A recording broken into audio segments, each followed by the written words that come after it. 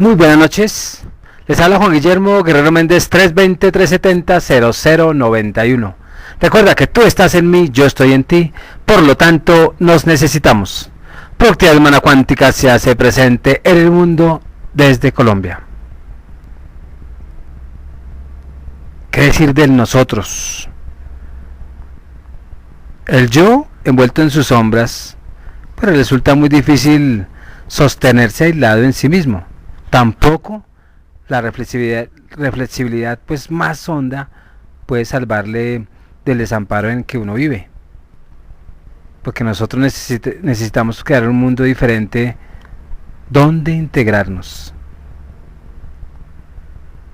porque uno no se conforma con ser igual que uno de tantos o uno de tontos. Ese aquel pues ni quiere que se pierda entre ellos su individualidad cierta, fuerte y poderosísima. Por eso es que hay peleas, porque queremos sobresaltarnos, porque queremos sobrevivir, porque queremos ser reconocidos. Esta contradicción pues cree resolverla sintiéndose único por su discontinua, digámoslo así, novedad que le distingue de los otros. Entonces desde este momento no es cualquiera un número o una cosa. Sin embargo, paradójicamente no ha llegado todavía a ser, porque está esforzándose en no parecerse a nadie o en adquirir rasgos muy singulares. En esta búsqueda de diferenciarse, constata que los demás son unos personalísimos. Y así es donde el yo, a su máximo nivel, comprende que el uno no es el sujeto tipo, ni cada cual aislado, porque las individualidades pues están encarnando una realidad colectiva. Eso es lo que hace la sociedad, y eso es lo que me ayuda a construirme y a descubrirme también, o a perderme en las sombras del colectivo.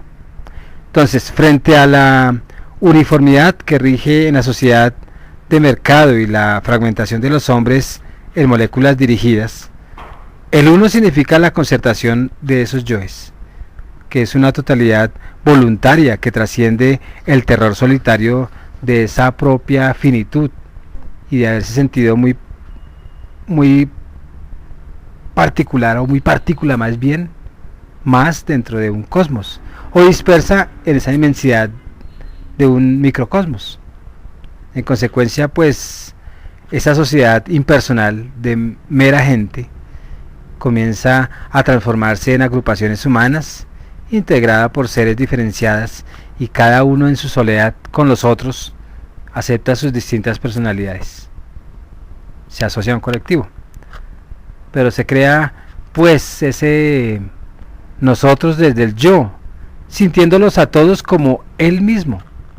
Para ello pues uno tiene que cambiar su primitiva naturaleza egoísta y posesiva, o transustanciarse, porque nunca podemos estar satisfechos con lo que somos, y menos permanecer en esas brumas de la sociedad.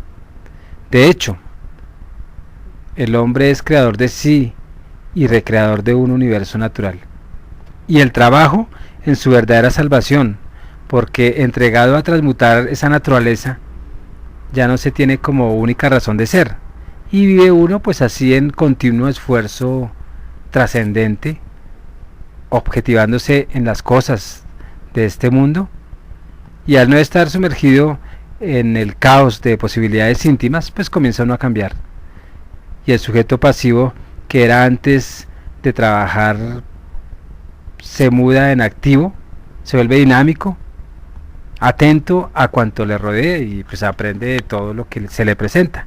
Entonces son muchos los cambios que acarrea esta nueva conducta, y en primer término no se siente aislado. En la niñez hay un momento en que uno es muy egocéntrico, porque es el centro del universo, claro, pero a la medida que va creciendo se da cuenta que existen los otros, y le toca fusionarse, o estar en una cárcel. Entonces, en primer término, no se siente uno aislado porque el trabajo está en compañía, porque se está socializando progresivamente por ese diálogo que origina la misma cooperación. pero sus reflexiones no son solo íntimas, o crean sueños comunes, o planes constructivos, o forjan una estructura nueva para crear costumbres o paradigmas inéditos, o inventos sustanciosos, porque en últimas se vuelve uno audaz o un emprendedor y se expresa a sí mismo en la osadía de sus fines nuevos, cuyo horizonte le abre a todas las posibilidades. Entonces ya uno deja de ser ¿qué?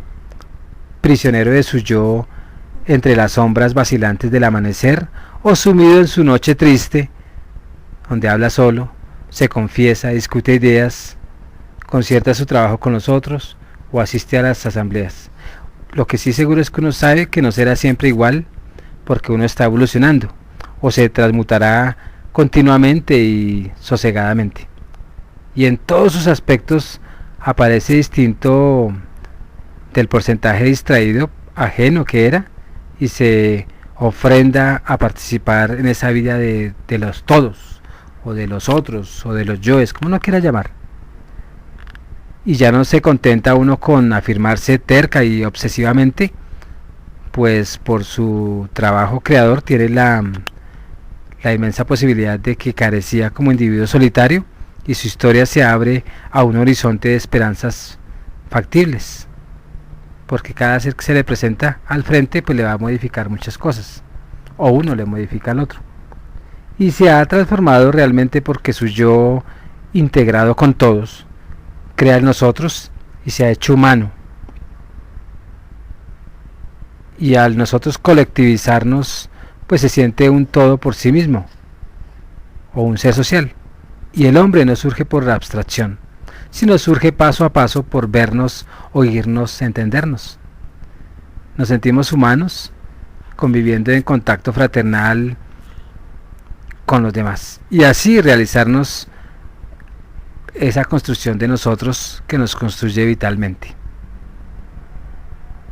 Y si vamos al cuerpo, que es esa exterioridad física del yo que tan fácilmente olvidamos, es el poderoso medio de comunicarnos con el otro, con el mundo, desde el nosotros, que a su vez pues crea hombres distintos del individuo, que solo vive en procura de su beneficio y felicidad personal.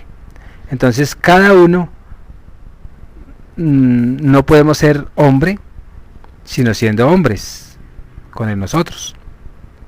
Y de esta progresiva unión del yo al colectivo social, pues surge una nueva sensibilidad del cuerpo y la vista, el oído, el tacto, o sea, los sentidos.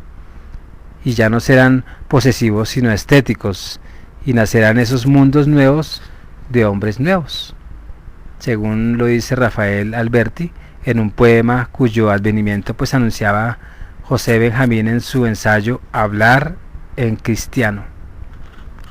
Y para realizar este nosotros cualitativamente diverso y llevar a cabo sus, digámoslo así, innovadores objetivos, pues debemos administrar y admitir que somos semejantes y no seres antagónicos, hasta poder exclamar: yo soy como tú, como ese o aquel, en vosotros me reconozco. Bueno, ahora bien, en las reuniones y asambleas donde se concentran grandes personajes y multitudes, ahí es donde se borran las diferencias individuales momentáneamente y emerge un yo nosotros, pero no desaparece la imperativa individualidad, porque opinamos y porque estamos de acuerdo. Pero sí suele ocurrir también que en los colectivos, producto de la breve asociación de un vínculo, se crea un sentimiento irracional de fusión emotiva, al acentuarse los ritos y ceremonias que despiertan los instintos primitivos de los hombres, y es lo que se denomina la perversión del nosotros. Por el contrario, pues cuando las agrupaciones alcanzan esa auténtica alegría racional que aún une a los hombres en el ideal común de un futuro dichoso, lo que encontramos es el bien, o fin último de nosotros, que es un gozo que no destruye sino que construye. y ahí pues podremos ser felices si nos interesamos por los demás y vivimos en esa auténtica comunidad humana. En consecuencia, pues es por egoísmo que necesitamos ser altruistas. Caso contrario, sufrimos el desamparo o la soledad o el abandono o situaciones extremas y terribles que emanan del encierro en sí mismo. Entonces el hombre en última necesita la cooperación y ha sido provisto por la naturaleza de un aparato instintivo del cual puede surgir la amistad necesaria para esa misma cooperación. Y el interés inclusivo por uno mismo pues no es la felicidad humana, sino puede llevar al individuo a escribir un diario o a vivir un monólogo y hasta de confidencias íntimas hechas a un amigo muy escogido, a hacerse fraile por afán de salvar su alma, o en estos casos se vive entre las cuatro paredes de un monasterio interior, o la abstracción de sí mismo que origina un sentimiento de infortunio permanente. Tampoco es feliz el narcisista que se satisface contemplando su imagen, porque el ser humano no está nunca totalmente centrado en sí y solo con artificios intenta olvidarse del ancho mundo que considera ajeno. Igualmente, pues el megalómano que prefiere ser temido a que le amen sus desmesurados sueños de grandeza, pues le impiden ser feliz, pues está dominado por una ansia de poder infinito sobre los otros hombres. Y si nos damos cuenta, pues no es posible la satisfacción plena por el desarrollo de una pasión a expensas de todas las demás, ni se puede considerar al mundo como materia prima para la magnificencia y brillo propio, pues acarrea tristezas. Vivir realmente hora a hora, día a día, el nosotros constituye la base de la felicidad, o es un sentimiento altruista de entrega y aprecio por las personas y cosas de este mundo. Y si tenemos muchos amigos en los que no buscamos un proyecto egoísta, con estas relaciones aumentamos la felicidad personal. Y el altruismo colectivo, pues podríamos decir que es la cima de la felicidad. Y su mismo arrebato fulminante, a veces informe, pues es el secreto de la emoción unánime. Y así las revoluciones son esa gran fiesta de los pueblos y la misma fusión triunfante de nosotros, la verdadera orgía humana, porque hay amor entre todos.